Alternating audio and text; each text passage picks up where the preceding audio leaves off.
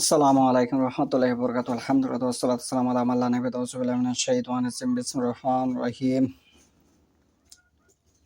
ওয়া আন আদি ইবনু উমাইরা রাদিয়াল্লাহু আনহু ক্বালা সামি'তু রাসূলুল্লাহি সাল্লাল্লাহু আলাইহি ওয়াসাল্লাম ইয়াকুলু মান ইসতাহমালনাহু মিনকুম আলা আমালিন ফাকাতা'আমানা মিকয়াতান ফামা ফাওকাহু কানা কুলুলান ইয়াতি বিহি ইয়াউমাল কিয়ামাতি ফাকামা ইলাইহি রাসূলুন আসআদু মিনাল আনসারি কাআন্নি আনসুরু ইলাইহি ফাকালা ইয়া রাসূলুল্লাহি সাল্লাল্লাহু আলাইহি ওয়াসাল্লাম ইকবাল আন্নি আমালাআকা কালা ওয়া মা লাআকা কালা সামি'তুকা তাকুলু কাযা ওয়া কাযা কালা ওয়া আনা আকুলুহু আল আন মানিস তা'আমা আল নাহু আলা আমালিন ফালইহজি বিকালিহি ওয়া কাসিরিহি ফামা উতিয়া মিনহু আখাযা ওয়া মা নুহিয়া আনহু ইনতাহা। আজকের বক্তব্যের বিষয় হলো, কোনো ব্যক্তি যদি সালাত আদায় করে, সিয়াম পালন করে, যাকাত দেয়, তারপরেও সে জাহান্নামে যাবে। কেন যাবে সে সম্পর্কে আমি যে হাদিসটা তেলাওয়াত করেছি, সহিহ মুসলিম 1833, সুনানে আবু দাউদ 3581, মুসান্নাদ আহমদ 17264। আদি ইবনু উমাইরাহ রাদিয়াল্লাহু আনহু হতে বর্ণিত, তিনি বলেন, আমি রাসূলুল্লাহ সাল্লাল্লাহু আলাইহি ওয়াসাল্লামকে বলতে শুনেছি, আমরা তোমাদের মধ্যে যাকে কোনো কাজে নিযুক্ত করি, তারপর সে আমাদের কাছে সুদ অথবা তার চেয়েও বেশি কিংবা কম কিছু লুকিয়ে নেয়, এটা খেয়ানত ও চুরি করা হয়। যে লুকিয়ে নেয়, কিয়ামতের দিন সে তা সাথে নিয়ে হাজির হবে। এ কথা শুনে আনসারদের মধ্যে একজন বৃদ্ধ মানুষ উঠে দাঁড়ালেন। আমি তাকে এখন দেখছি। তিনি বললেন, হে মহান আল্লাহ রাসূল সাল্লাল্লাহু আলাইহি ওয়াসাল্লাম, আপনি যে কাজের দায়িত্ব আমার উপর অর্পণ করেছিলেন তা আমার কাছ থেকে ফিরিয়ে নিন। তিনি বললেন, রাসূলুল্লাহ সাল্লাল্লাহু আলাইহি ওয়াসাল্লাম বললেন, তোমার কি হয়েছে? সে বলল, আমি আপনাকে এরকম কথা বলতে শুনলাম। তিনি বললেন, আমি এখনও বলছি। রাসূলুল্লাহ সাল্লাল্লাহু আলাইহি ওয়াসাল্লাম বলতেছে যে আমি এখনও এই কথা বলছি, যে যাকে আমরা কোনো কাজে নিযুক্ত করি, সে যেন অল্প বেশি সমস্ত মাল আমার কাছে নিয়ে আসে, অল্প হোক বেশি হোক সমস্ত মাল তার কাছে নিয়ে আসে। তারপর তা থেকে তাকে যতটা দেওয়া হবে তাই সে গ্রহণ করবে, এবং যা হতে তাকে বিরত রাখা হবে সে তা থেকে বিরত থাকবে। এখানে যে বিষয়টা স্পষ্ট দাঁড়ালো, সে সুদের চেয়ে তার চেয়েও বেশি কি কম কোনো জিনিস যদি কেউ লুকায়, ধরে নিন আমার পিতার কতটি টাকা পয়সা আছে, আমার পিতা মারা গেছে, টাকা পয়সাটি আমরা বন্টন করব। আমার পিতার অনেক সন্তান আছে, টাকার মাদুরিটা এখন আমার কাছে।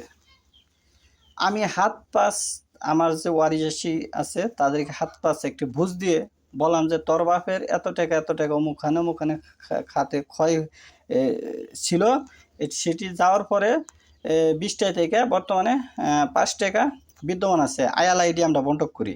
এখানে কি করলো, সে টাকাটি লুকালো। এই সমস্ত ব্যক্তির পরকালে সালাত হোক, জাকাত হোক, সে পরকালে কোনো তার কোনো অংশ থাকবে না। এখানে আরেকটি হাদিস উল্লেখযোগ্য, আবু হুরায়রা রাদিয়াল্লাহু থেকে বর্ণিত, একবার রাসূলুল্লাহ সাল্লাল্লাহু আলাইহি ওয়াসাল্লাম বললেন, তোমরা কি জানো নিঃস্ব কে? আল্লাহ রাসূল সাল্লাল্লাহু আলাইহি ওয়াসাল্লাম বলতেছে, তোমরা কি জানো নিঃস্ব ব্যক্তি কে? তারা বললেন, আমাদের মধ্যে নিঃস্ব ওই ব্যক্তি যার কাছে কোনো দিরহাম নাই, মানে কোনো টাকা পয়সা নাই, সেই হচ্ছে নিঃস্ব ব্যক্তি, এবং কোনো আসবাবপত্র নেই।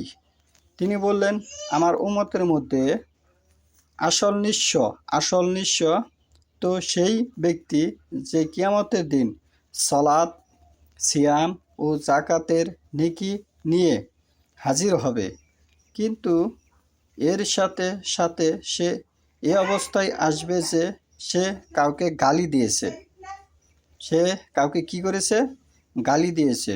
বর্তমান প্রেক্ষাপটে অনেক বয়েস বক্তা আসছে যে যখন তার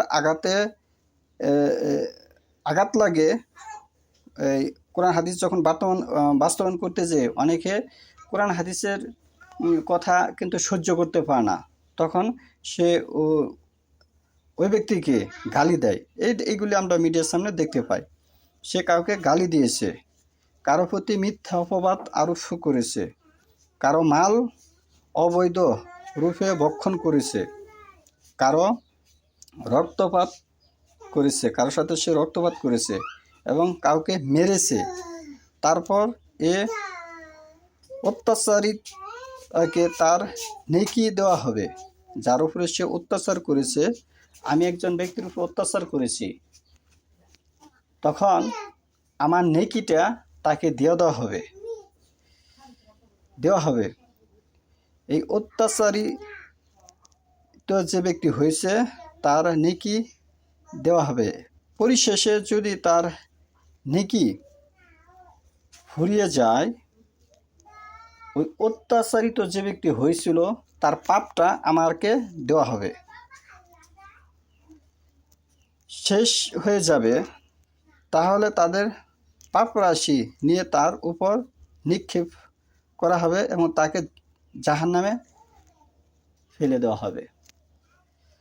এক পর্যায়ে আমি এত আমল করেছি, সালাত আদায় করেছি, 5 ওয়াক্ত তাহাজ্জুদ পড়েছি, সিয়াম রেখেছি, হজ করেছি, যাকাত দিয়েছি, ইসলামে বর্তমান প্রেক্ষাপটে যা করণ লাগে ধরে নেন যে আমি একেবারে 100 থেকে 95-99% পর্যন্ত আমি করেছি। কিন্তু পাশাপাশি কী করেছি জানেন? আমি একজন ব্যক্তিকে গালি দিয়েছি, আমি একজন ব্যক্তিকে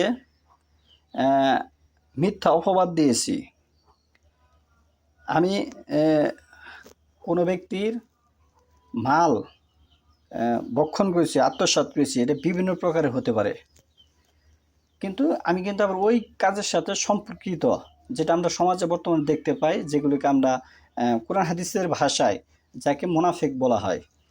এই যে টুপি মাথায় দিয়ে ঘুরে, সব কিছু ঠিক আছে, দাড়ি রাখছে, লেবাস ভালো, 5 ওয়াক্ত সালাত আদায় করে, কিন্তু খোঁজ খবর নিলে দেখা যাবে সে তার বোনের ফুফুর ওয়ারিসি দেয় নাই, সে দেখা যাবে সে দালালি করে, মুসলমান, কিন্তু সে কোনো একটা অন্যায়ের সাথে সে জড়িত।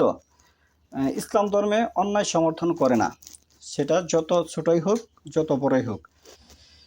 তাহলে এই হাদিসটি সহিহ মুসলিমে 2581 নম্বর হাদিস এসেছে। তাহলে আমরা এই সমস্ত বিষয় থেকে আল্লাহ আমাদেরকে হেফাজত করুন, এবং যারা এই সমস্ত কাজের সাথে জড়িত আছে তাদেরকে আল্লাহ এই দায় থেকে মুক্তি করুন, এটি আমরা প্রত্যাশী।